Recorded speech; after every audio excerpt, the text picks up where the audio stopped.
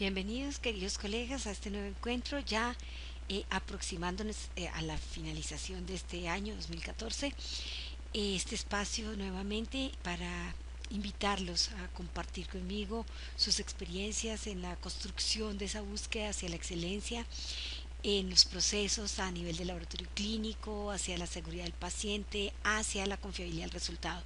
Nuevamente, gracias a Randox por apoyarnos y por facilitarnos este espacio en donde podemos de verdad seguir construyendo y seguir compartiendo nuestra experiencia y nuestro día a día en el quehacer a nivel de los laboratorios de Latinoamérica.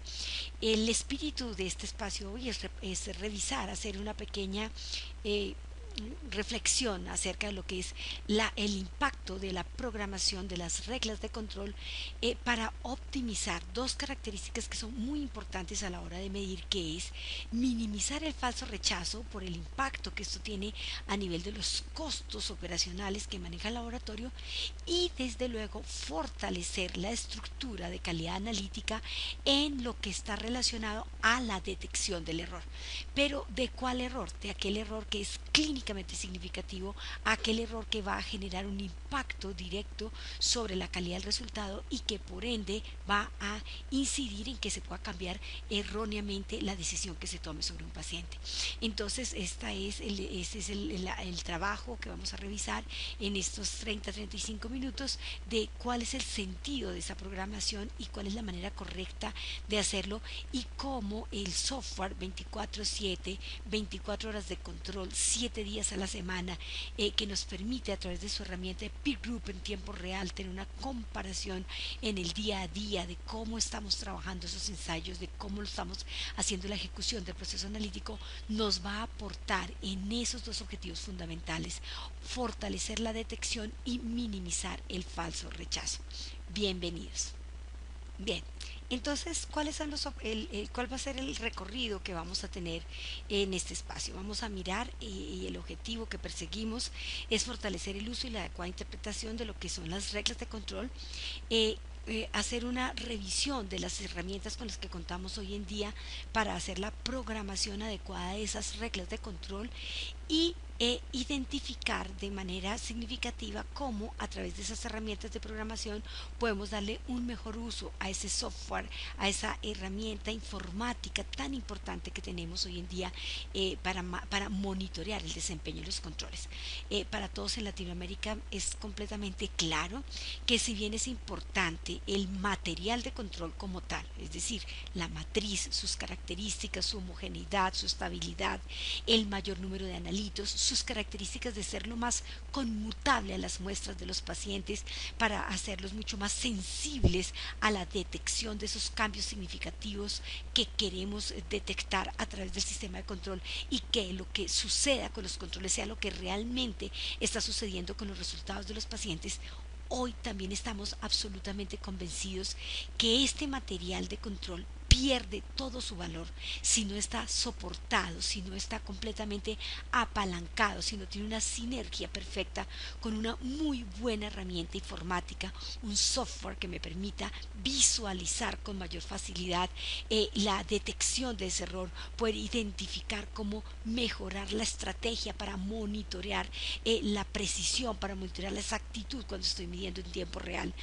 Si esa herramienta informática no me permite de la misma manera en tiempo real poder tomar decisiones directamente en el ensayo, cuando tengo que tomarlas, y no cuando ya se han liberado los resultados y un paciente o un médico está trabajando con un resultado de un paciente que puede ser el resultado equivocado. Entonces, hoy entendemos que la estrategia perfecta del control de calidad interno no solamente depende de la calidad de la matriz y su conmutabilidad, sino del soporte que tiene esa matriz con una excelente herramienta de software. Y esa sinergia tiene valor y cobra valor cuando nosotros, los profesionales de laboratorio, nosotros, los analistas, somos los que le damos ese buen uso a ese software, esa buena interpretación a esas herramientas, y a esa apropiación correcta entre el conocimiento que nosotros tenemos, la interpretación de las variables del proceso de medición, y cómo llevar toda esa información a ese software para que ese comportamiento de los controles y esa herramienta informática me genere la información correcta para tomar la decisión correcta en el momento correcto antes de que se produzca un error en los resultados de nuestros pacientes y por ende se afecte la seguridad del paciente, que es lo que siempre desde que arrancamos este año 2014 nos propusimos como bandera: fortalecer la cultura de seguridad a nivel de laboratorio a través de las herramientas de control de calidad. Entonces uno tendrá que empezar por tener primero que todo estos conceptos claros. ¿De a qué nos referimos con los conceptos claros? Efectivamente a que hoy estamos, digamos, frente a grandes avances en la parte de control de calidad y hemos visto cómo de migrar a tener solamente un gráfico de Levin-Jennings, hoy ya contamos con muchas herramientas de tipo informático estadístico para la toma de decisiones. Entonces hoy contamos con el gráfico de Levin-Jennings, hoy contamos con los gráficos de error total, hoy contamos con los gráficos de histograma de medias, pero cómo convertir y cómo combinar y mezclar la información que me están dando estos tres herramientas gráficas de los software para la toma de decisiones. Entendemos realmente en qué momento se compatibiliza esa información y qué es lo que me aporta de información y a qué parte del proceso le pega cada parte de cada información que me genera ese gráfico. Entendemos si el proceso de medición está estable en términos estadísticos, es decir, el proceso analítico, el proceso de ensayo está bajo control estadístico. Será lo mismo que decir que la variación observada en el resultado está dentro de la especificación de tolerancia establecida. Y veamos que son dos cosas completamente distintas. Cuando nosotros miramos hoy en día las herramientas que nos proporcionan los software en la parte de control de calidad, mis colegas que son de mi generación veníamos de pronto solamente enseñados a hacer la validación analítica del resultado con este gráfico que es el graficador de Levin-Jennings. Hoy entendemos que este graficador es el gráfico que me define la estabilidad del proceso analítico desde el punto de vista del control estadístico del proceso, es decir, que me permite detectar errores asociados al proceso de medición bajo un concepto que es el control estadístico, partiendo de un principio que es la distribución de los datos y el patrón del comportamiento de esos datos que me los está dando el material del control. Pero que en pleno siglo XXI hoy nuestros colegas ya cuentan con esta maravillosa herramienta que es el gráfico de validación para lo que es la validación en relación a la validación del resultado frente a la variación total permitida, frente a esa tolerancia admisible, frente a esas metas de calidad que el laboratorio ha definido como sus derroteros para garantizar la correlación entre el rendimiento técnico que me lo da Levin-Jennings y la relevancia clínica que me lo da el gráfico del error total.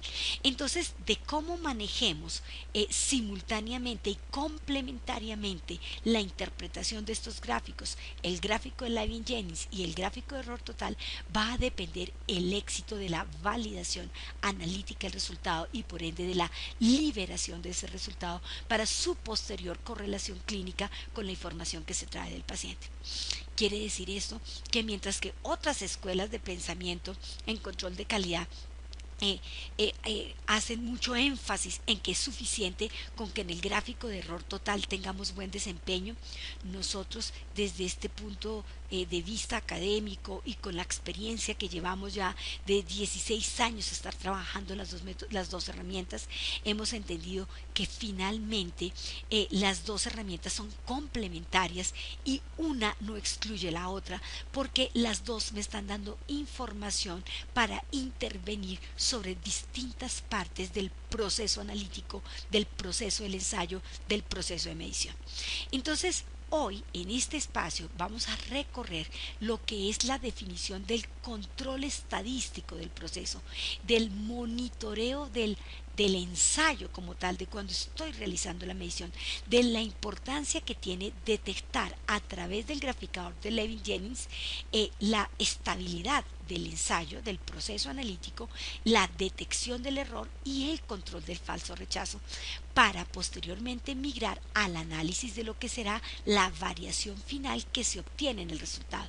Entonces observemos el graficador de Levin-Jennings sobre el proceso analítico de medición, el al graficador de variación analítica total o error total permitido para establecer la variación sobre el resultado final que se obtiene una vez que se ha controlado tanto el error aleatorio como el error sistemático durante el proceso de medición. Observemos entonces que hoy, aparte de estas dos herramientas, tenemos entonces también nuestro peer group, el gráfico de Judenplot, que es un gráfico de convergencia bidireccional, donde puedo de manera simultánea y en un solo punto evaluar en términos de precisión y en términos de exactitud cómo está mi resultado, pero que a la vez desde el punto de vista de lo que es la información que necesito para detectar el error y minimizar el falso rechazo, me permite hacer una estimación del error sistemático, de la veracidad de mi método, al comparar la media de mi laboratorio versus la media del grupo par y poder establecer ese error sistemático frente de mi método frente a aquellos que tienen mi misma tecnología, mi misma metodología, mis mismas unidades de medida. Entonces, ¿qué es el gráfico de control y qué es el control de procesos estadístico? Bien, entonces recapitulemos. Para ya nos queda claro que el graficador de Levin-Jennings es nuestro gráfico del control estadístico del proceso.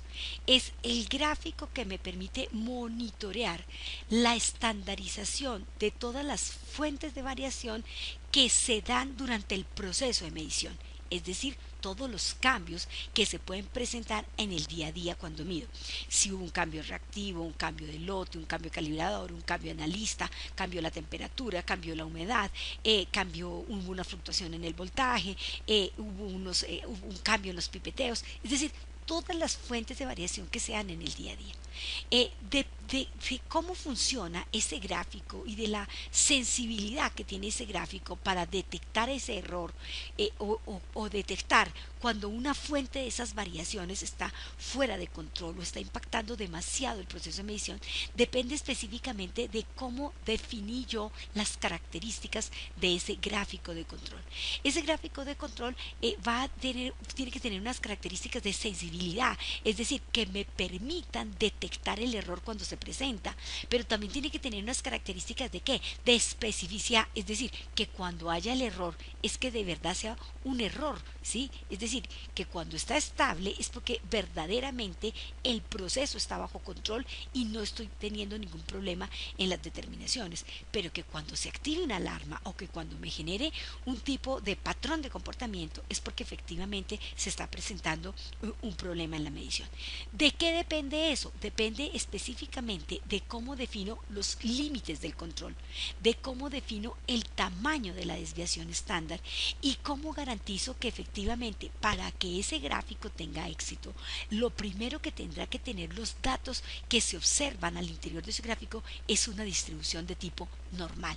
Por eso es tan importante, primero que todo, garantizar cuando uno está elaborando su curva de control de calidad, la gaussianidad, la distribución normal de los datos, porque eso es lo que va a permitir que cuando nosotros programemos las famosas reglas de control, esas reglas se puedan activar y que operen como tienen que operar porque el gráfico cumple con esas características.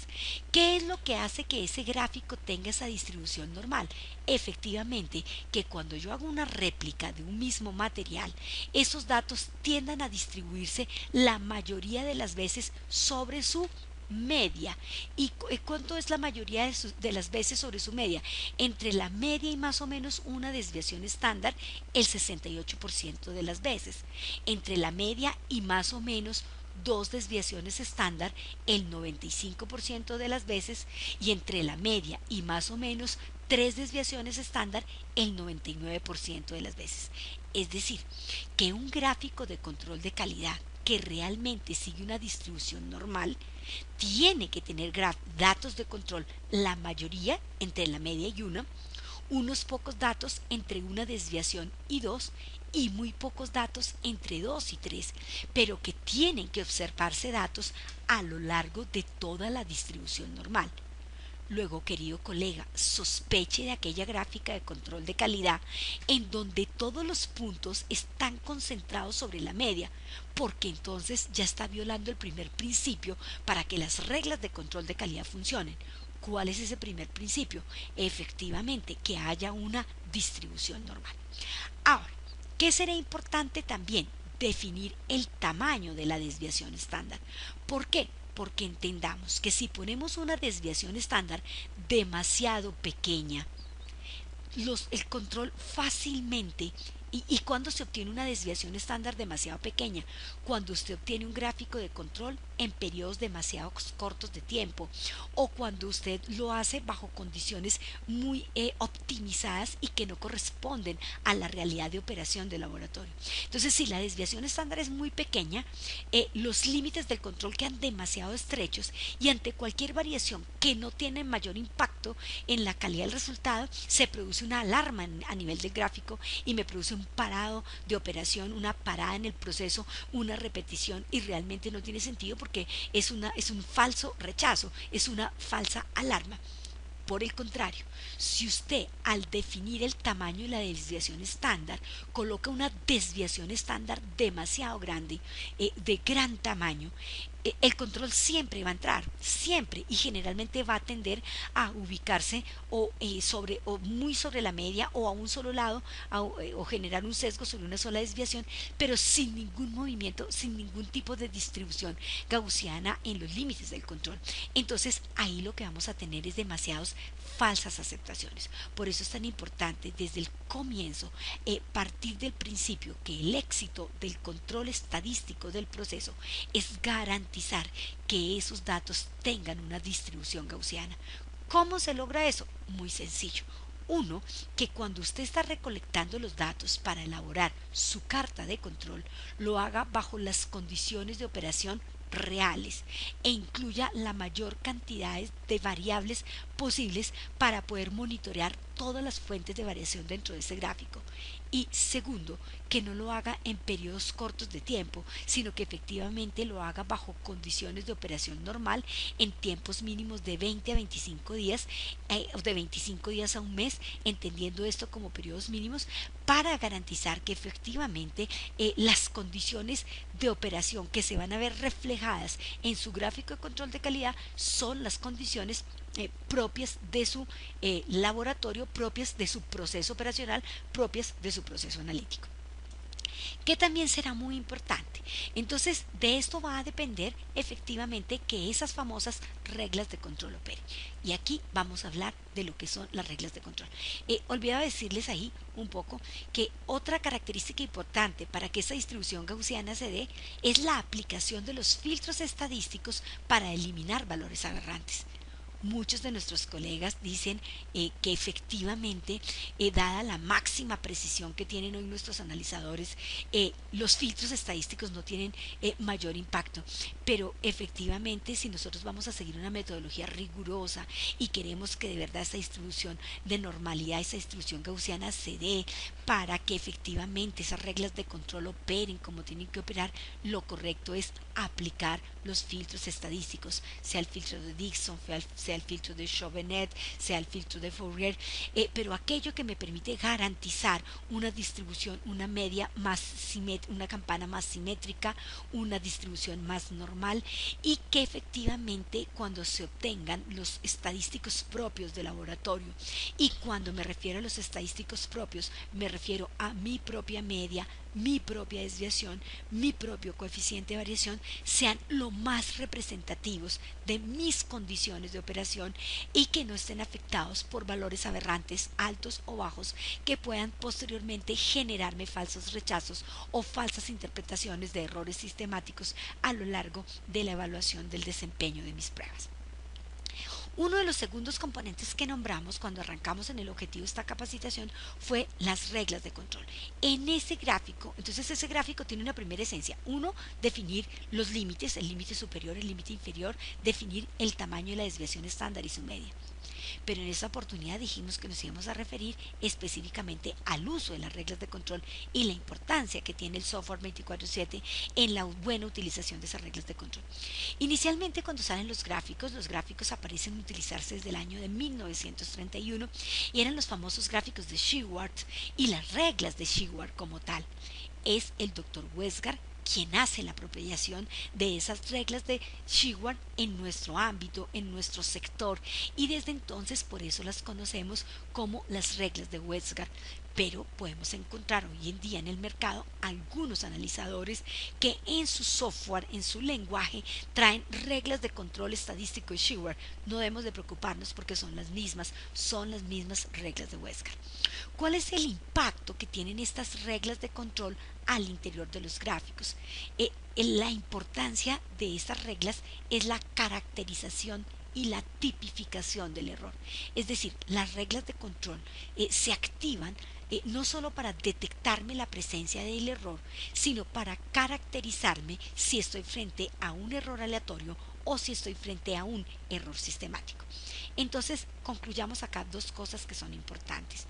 Tanto de los límites como del tamaño de la desviación estándar depende las características que va a tener mi sistema de control para generarme o muchos falsos rechazos o muchas falsas aceptaciones.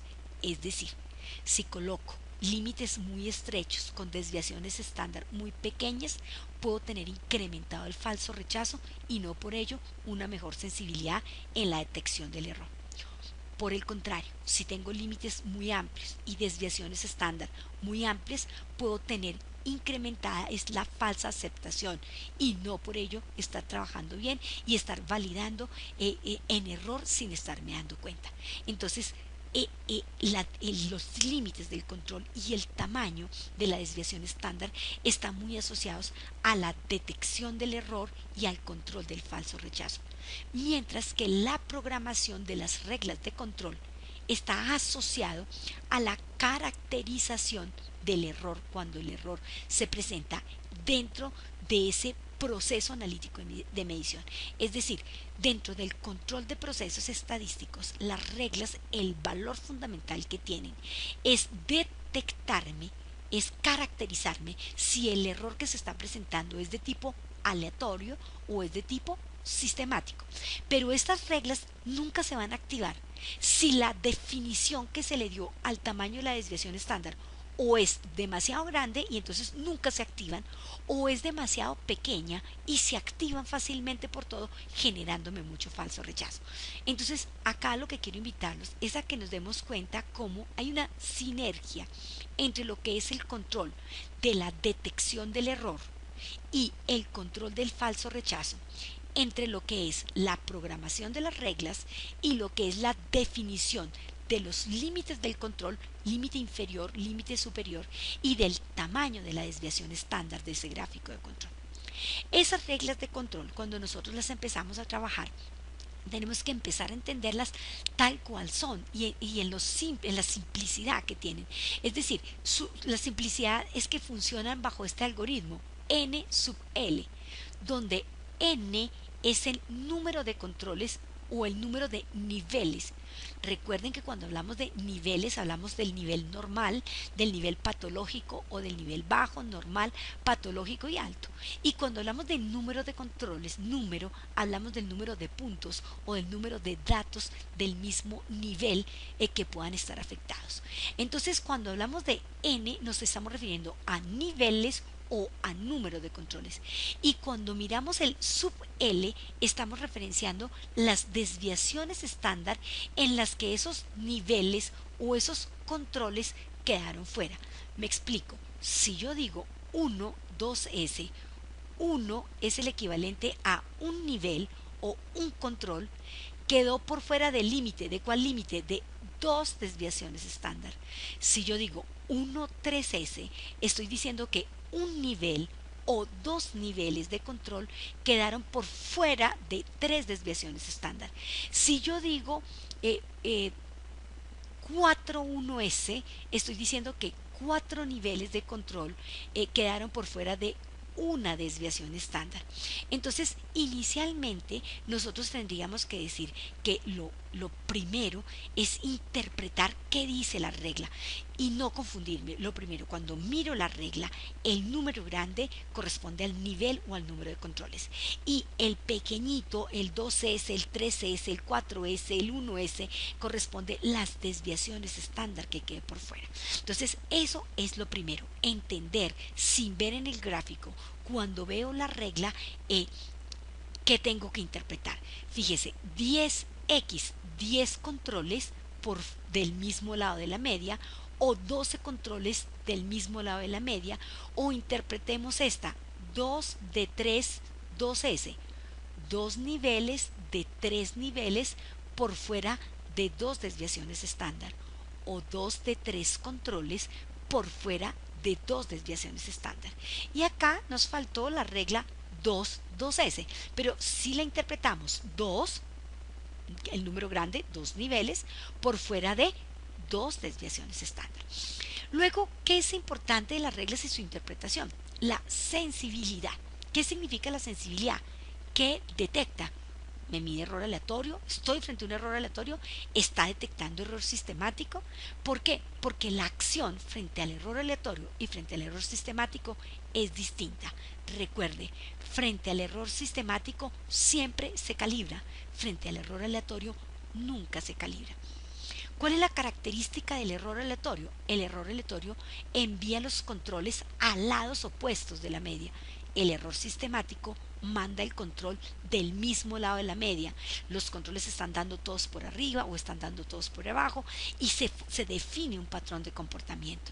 Entonces, estas reglas tienen esa característica, tienen una sensibilidad, pero esas reglas no activan esa sensibilidad hasta que una que es la más importante, el detonador, el gatillo, el disparador del algoritmo se activa. ¿Y cuál es esa regla? Esta, la 1-2S, un control por fuera de 2 desviaciones estándar, y por eso lo colocamos aquí esta W, warning, alarma, ¿cierto? Esta es la que está asociada a la pérdida de estabilidad del sistema analítico. El sistema se hace inestable, él empieza a generar una alarma de inestabilidad, pero no puede precisar o caracterizar qué tipo de error es.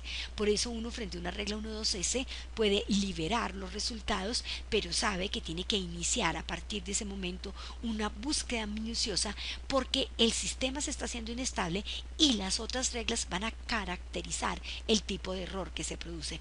La regla 1-3S para error aleatorio, las reglas de rango, amplitud, los lados, los controles opuestos con un rango de amplitud de 4 desviaciones estándar entre un control y el otro. La regla 4.1S de error sistemático, 4 controles o 4 niveles por fuera de una desviación estándar, pero del mismo lado de la media. Entonces observen, siempre que usted analice el control, pregúntese hacia dónde migró el control, hacia arriba de la media, el primer nivel. ¿Por qué? Porque si los dos están migrando del mismo lado, muy probablemente está frente a un error sistemático. Si está migrando hacia lados opuestos, está frente a un error de tipo aleatorio, como es el caso de las reglas R4S, como es el caso de las reglas R4S, como es el caso de las reglas 1.3S. En cambio, cuando estamos en las reglas que mandan los controles del mismo lado, estamos frente a errores sistemáticos. Encontramos las famosas 10 reglas sensibilidad a error sistemático, las reglas 10X para 2 niveles de control y las reglas 12X para aquellos analíticos que se trabajan 3 niveles de control. 10 resultados del control del mismo lado de la media o 12 resultados de control del mismo lado de la media. Sí, solo sí, uno de esos está asociado a una regla 1-2S. Y esta regla, que es muy sencilla, 2 de 3 cuando se trabajan 3 niveles, sensible a error sistemático. Fíjense en otra característica importante a tener para las reglas cuando hablamos del modo de operar, si son intracorrida o si son intercorrida. ¿A qué se refiere esto del intracorrida y del intercorrida? Bien, entonces, ¿qué significa eso de las reglas intracorrida e intercorrida? Vamos a mirarlo acá a través de este sencillo ejemplo. Entonces, recordemos, la regla me la da primero ¿Cuántos controles? Niveles o controles. Si este es un control, entonces el número será grande. Un control por fuera de 3 desviaciones estándar. Esta cerrada en una regla 1.3s. Y yo colocaría regla para esta fecha, que sería 28 de abril. 28 de abril, colocaría la activación de la regla 1.3s. ¿Sensible a qué error? Error aleatorio. ¿Cómo operó hoy, en la corrida de hoy? Intracorrida, ¿cierto? Intracorrida. ¿Qué acción voy a realizar? Como es un error aleatorio, lo correcto es que identifique una fuente de variación inusual, revise pipeteador, estado de nivel de los reactivos, estado de nivel de las muestras, reprocese la alícuota de control para descartar efectivamente que es un error aleatorio. Es decir, que siempre frente al error aleatorio, lo primero que hay que hacer es identificar las posibles fuentes de variación, mirar el estado correcto de todo el sistema analítico y reprocesar la alícuota de control. Si se reproduce el error aleatorio, usted ya no está en error aleatorio, está en error sistemático. Y recuerde, siempre que hay error sistemático habrá que calibrar. Miremos qué sucede, por ejemplo, el día 30, el día primero, perdón, el día mayo primero. Si me dijeran tipifique el día primero. El día primero, entonces yo diría, el día primero hay un resultado de control por fuera de 2 desviaciones estándar. O sea, hoy una 2S. Pero hoy con ayer, intercorrida, o sea, hoy intracorrida 1-2S. Pero hoy con ayer, intercorrida 2-2S. Los dos por arriba de la media. Regla de activación 2-2S. Sensibilidad, error sistemático. Modo de activación, intercorrida. Acción a seguir, calibrar. Entonces, miren cómo es sencillo el análisis siempre que yo tenga presente el algoritmo de su interpretación, que es el N sub L. Entonces, me ubico. ¿Cuántos controles son? ¿Por fuera de qué desviación estándar? Siempre analizo primero hoy, luego analizo hoy con ayer y luego analizo hoy con hoy. Observemos acá en la fecha 26. Hoy, en el nivel 1, una regla 1-2S por abajo de la media. Miro con ayer, no hay ningún tipo de activación. Miro mi segundo nivel, 1-2S por abajo de la media. Miro con ayer, intercorrida, no hay ningún tipo de activación. Y miro intracorrida, nivel 1 con nivel 2. Entonces ya completé 1-2S por abajo, 1-2S por abajo, es decir, 2-2S intracorrida hacia abajo de la media, error sistemático, acción a seguir, parar la corrida, calibrar y volver a arrancar. Entonces fíjese cómo es de sencillo la interpretación. Pero ¿qué sucede? Esto sería sencillo si fuera solamente un analito, 2 niveles de control.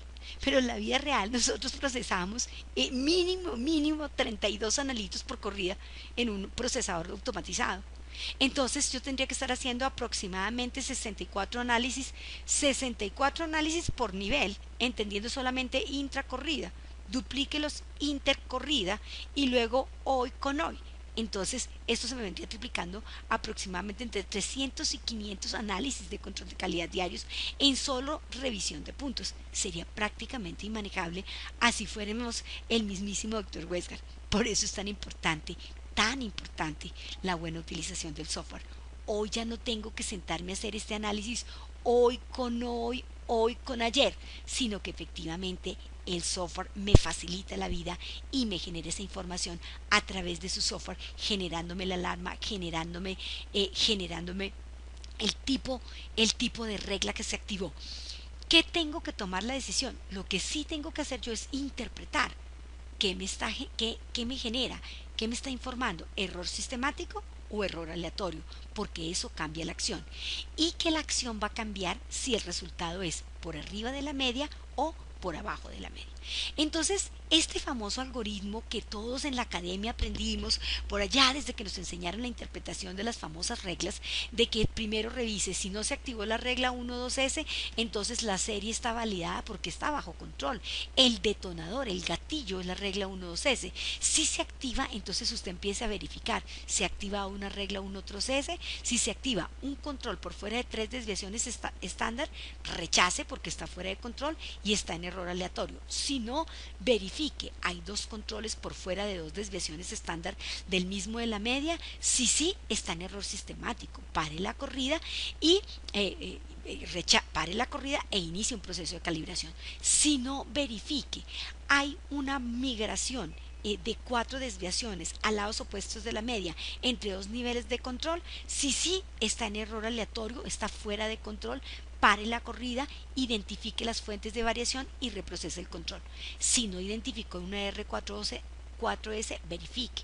Hay 4 controles del mismo lado de la media por fuera de una desviación estándar asociada a una regla 1.2s. Si sí, está fuera de control, está en error sistemático, pare la corrida, calibre y vuelve a iniciar.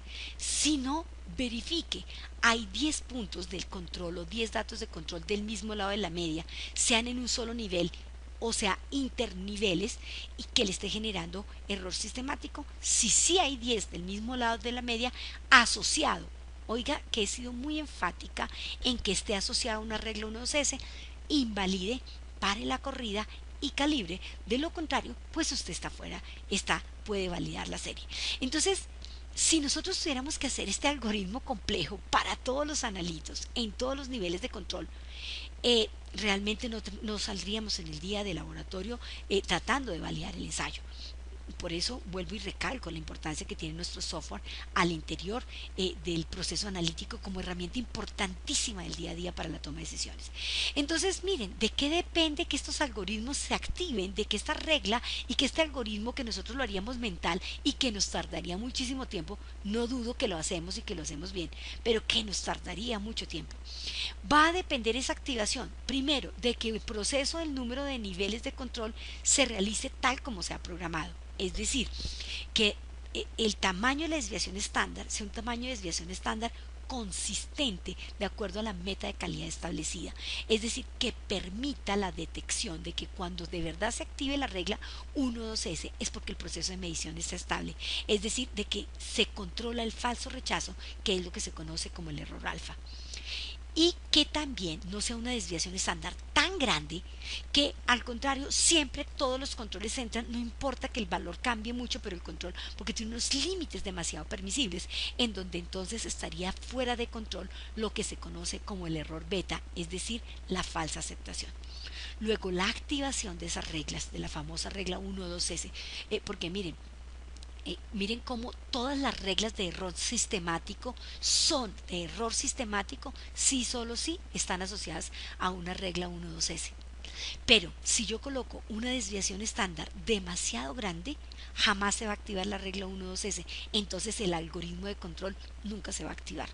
Luego, la definición del tamaño de la desviación estándar es fundamental para que la activación de las reglas se dé y el falso rechazo, error alfa, y la falsa aceptación, el error beta, estén completamente establecidos. ¿De qué depende esa buena definición de la desviación estándar? Bueno, hay muchas herramientas estadísticas para conseguirlo. Está el error aleatorio crítico, ¿cierto? Que podría ser una herramienta fundamental que se utilizaría. Pero básicamente el punto de partida para tener éxito en esa desviación estándar es la definición de la meta de calidad establecida. Es decir, cuál es su meta máxima de variación permitida. Es una meta de CLIA, es una meta de variabilidad biológica, el nivel deseable, el nivel mínimo, el nivel óptimo.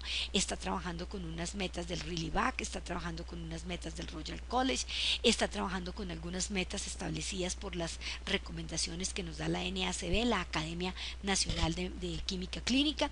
En fin, es decir, que no existe una fórmula mágica que yo les pueda dar aquí para decir, mire, es que la desviación estándar ideal es, no, la desviación estándar ideal es aquella que me garantiza la mejor detección del error, el mínimo falso rechazo, porque me permite cumplir con la meta de calidad establecida, y esa meta de calidad establecida es la que se ajusta a las necesidades clínicas y a las necesidades de efectividad clínica que necesitamos para el resultado. Entonces yo ahí lo dejo un poco a esa reflexión que tienen que hacer ustedes a nivel de su laboratorio, de cómo han definido esas metas de calidad, de cómo ha sido esa búsqueda real de ponerle una meta de calidad al analito para detectar ese error que realmente es clínicamente significativo. Porque claro, entonces cuando yo ya tengo claramente entendidas las reglas y su utilidad, cuál es su sensibilidad, cuál es su interpretación, cuál es su modo de operación y cuál es la acción que puedo realizar, yo ya puedo venir aquí a mi 24/7 y hacer la programación, y observemos que están todas, y que de como yo combine, si las programo en alarma o en rechazo, mejoro la sensibilidad. Es decir, por ejemplo, si yo tengo un analito que está teniendo muchos problemas de desempeño en la evaluación externa y estoy teniendo muchas quejas y reclamaciones con relación a esos resultados, lo mejor es trabajar en las reglas en rechazo y no las reglas en alarma. Algún analito que tiene un mejor desempeño, entonces uno dirá, para este analito tales reglas pueden dejarse en el alarma y estas reglas es mejor dejarlas en rechazo. Algunos dirían, yo no me esperaría tener una regla 10x hasta el rechazo, pondría una regla 7x en alarma, de tal manera que ahí inicie acción preventiva y no tenga que esperar a la 10x para realizar el rechazo. Pero de cómo usted combine justamente esta programación va a depender la sensibilidad y la especificidad de este sistema de control para detectar el error.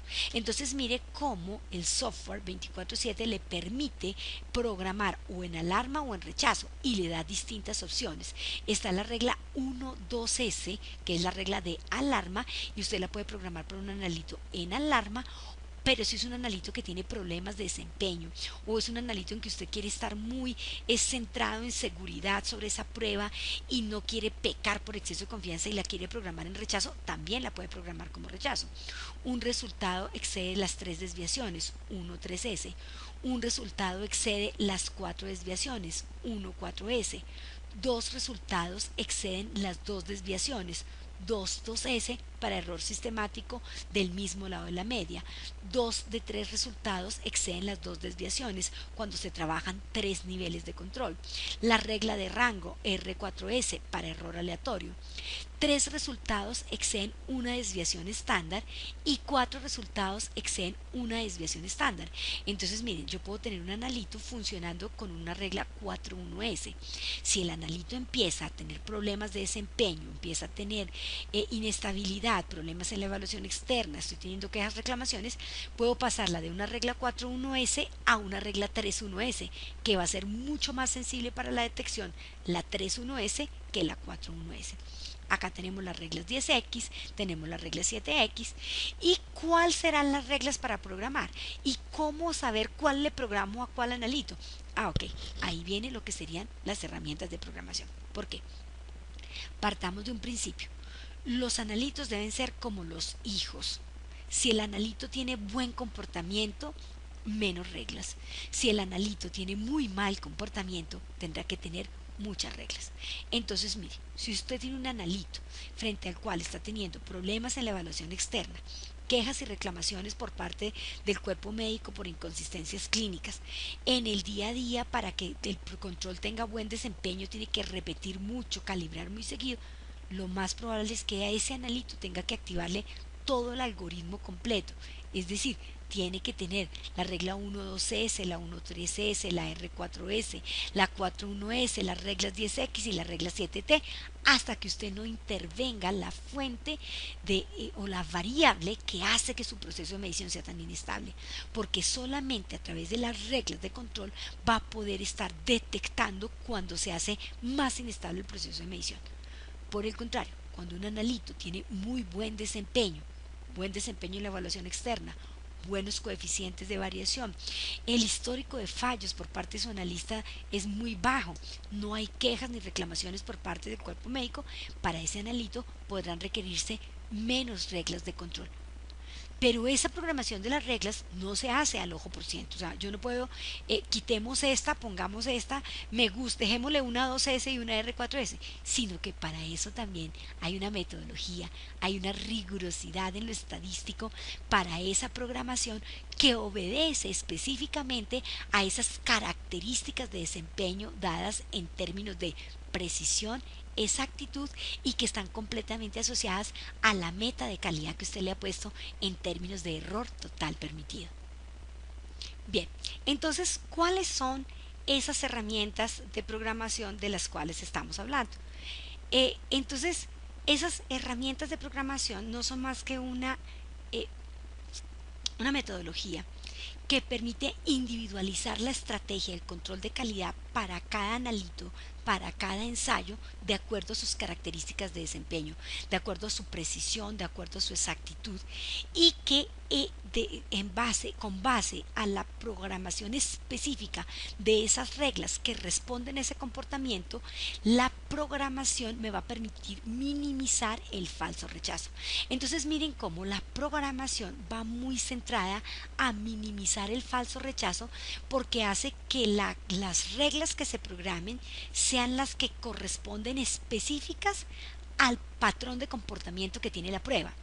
Mientras que los límites de decisión, el límite superior, el límite inferior y el tamaño mismo de las desviaciones estándar está muy asociado a minimizar la falsa aceptación, porque finalmente muchos de nosotros en el día a día tenemos todavía el concepto de que se está trabajando bien mientras que el control entre dentro de los límites establecidos.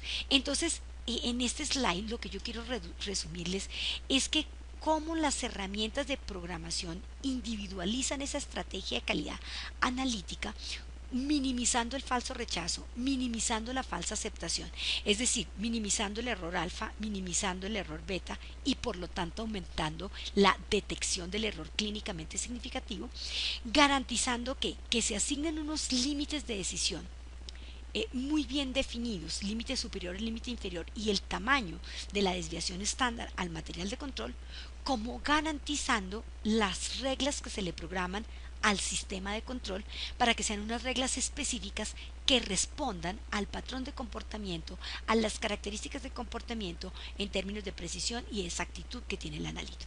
¿Cuáles son las herramientas de programación más utilizadas en la actualidad? Sin lugar a duda, los mapas operacionales. Digamos que sí, es indudable el valor que tiene esta herramienta por las características y toda la información que nos da. Nos da la probabilidad de falso rechazo, nos da la probabilidad de detección del error, nos permite establecer el número de niveles, el número de corridas, si trabajamos con una monorregla o con una multiregla, la calidad analítica asegurada finalmente con la que se está trabajando, pero para todos también es claro que lo ideal del mapa operacional es tener el software específico para hacer esa programación, y que esa programación debe ser dinámica, mes a mes, con los datos actuales del analito, y que la vida va a ser mucho más sencilla con la facilidad del software, que eso ya también tiene otras implicaciones y que sin lugar a dudas es un paso que tiene que darse dentro de la estrategia de control de calidad. Pero bueno, y si no tenemos el presupuesto y no tenemos la herramienta, el mapa, el software de los mapas operacionales, entonces no vamos a programar, no hay forma de programar. Gracias a la generosidad del conocimiento de la doctora Zoe Brooks, ella nos facilitó, por ejemplo, a través de su estrategia KIC, ¿sí? Quality is the key, la calidad es la clave, ¿cierto? Ella nos proporcionó unas tablas que son de acceso fácil a través de la internet, ustedes la buscan así, estrategia KIC, en donde esta estrategia permite programar de acuerdo al error sistemático crítico, me permite programar o una monorregla o una multiregla, dependiendo si estoy trabajando o 2 niveles de control o 4 niveles de control o 8 niveles de control o 3 niveles o 6 niveles o 9 niveles. Es decir, ella nos proporciona 6 tablas, 3 tablas para 2, 4 y 8 niveles y 3 tablas para 3, 6 y 9 niveles de control, en donde con solo calcular el error sistemático crítico yo puedo definir si trabajo con una monorregla o con una multiregla. y que aparte de todo, él me define, ¿cierto?, que ese error sistemático crítico, si es mayor de 3, me permite seleccionar unas reglas y minimizar el falso rechazo, pero que si ese error sistemático crítico está entre 2 y 3, debo de seleccionar y incrementar preferiblemente multireglas, y tengo que incrementar la probabilidad de detección del error, y que si mi error sistemático crítico está menor de 2, con mayor razón tengo que incrementar la detección del error, debiera incrementar el número de controles que estoy procesando, y tengo que incrementar la inspección y la verificación visual diaria de esos gráficos de control de calidad. Que si mi error sistemático crítico llega a ser menor de 1, la cosa está crítica, que tengo que hacer una intervención de base dentro del proceso de medición, mirar todas las variables del proceso de medición e iniciar inmediatamente acción correctiva. Entonces, esta estrategia que nos propone la doctora es muy sencilla y se puede aplicar fácilmente, y nuestro software 24/7 nos da todas las herramientas para operativizarlo. Si nosotros decimos yo tengo que calcular solamente el error sistemático crítico, ¿y qué necesito para calcular el error sistemático crítico? Tener la meta de calidad en términos de error total admisible. Vamos a observar que el 24/7 nos lo da. Él nos da unos límites de decisión y nos ofrece como metas CLIA, variabilidad biológica, y me permite definir mis propias metas de calidad. Tengo que tener una estimación del sesgo. Fácil, lo puedo obtener porque el 24/7 me da la media del grupo par y la media de mi laboratorio. Entonces, mediante la media del grupo par menos la media de mi laboratorio, yo puedo obtener el error sistemático de mi ensayo. Y tengo que tener mi coeficiente de variación. Ese coeficiente de variación lo obtengo también a través del software a raíz de la variación de mis datos acumulados del mes, donde tengo 20-25 puntos y donde el software mensualmente me va a arrojar mi coeficiente de variación. Entonces, con un simple cálculo del error sistemático crítico y la aplicación de esta fórmula, este 1.65 es una constante para garantizar el 95% de confianza, voy a obtener mi error sistemático crítico. Me ubico en la tabla de acuerdo si mi error sistemático es mayor de 3, está entre 2 y 3, está entre 1 y 2 o es menor de 1. Si estoy trabajando con 2 niveles, con 4 niveles o con 8, dependiendo el número de niveles, ubico la tabla. Si tiene una baja proporción del error o una moderada o una alta proporción, que no es el tema específico de esta disertación, pero que básicamente se refiere al histórico de fallos que tiene el analito. Entonces usted caracteriza su prueba si tiene baja proporción del error, si la considera de moderada o si la considera de alta proporción del error, y de acuerdo a ese error sistemático crítico interpola, dice si mi prueba tiene más de un error sistemático crítico mayor de 3, lo correcto es que programe una multiregla, la 13S en rechazo y la 41S en alarma. Voy a mi software 24/7 y programo. Entonces, fíjense en cómo es muy sencillo trabajar esta estrategia, en la cual yo fácilmente puedo eh, establecer una metodología sin incrementar en este momento los costos de operación de mi laboratorio, y trabajar con estas sencillas tablas, en donde se las voy a mostrar rápidamente. Está la tabla 1 para analitos que tengan baja proporción del error, que se controlen con 2 niveles. La tabla 2, que tengan moderada proporción y que se controlen con 2 niveles. La tabla 3, que tengan una alta proporción del error y se trabajen con 2 niveles. La tabla 4, baja proporción y se trabajen con 3 niveles. La tabla 5, para analitos que tengan moderada proporción y se trabajen con 3 niveles. Y la tabla 6, para aquellos analitos que se controlen con 3 niveles y que tengan una alta proporción del error. Entonces, lo único que hago yo es ya tener las tablas, las 6 tablas, definir una meta de calidad en términos de error total, calcular mi coeficiente de variación, estimar mi error sistemático, y puedo trabajar o bien los mapas operacionales a través del software o la estrategia KIK o QIK proporcionada por la doctora Zoe Brooks. Miren cómo mi 24/7 me proporciona a través de la media del grupo par, y mi media puedo obtener mi error sistemático o mi sesgo, la media del laboratorio menos la media del grupo par sobre la media del grupo par por 100 me da mi error sistemático.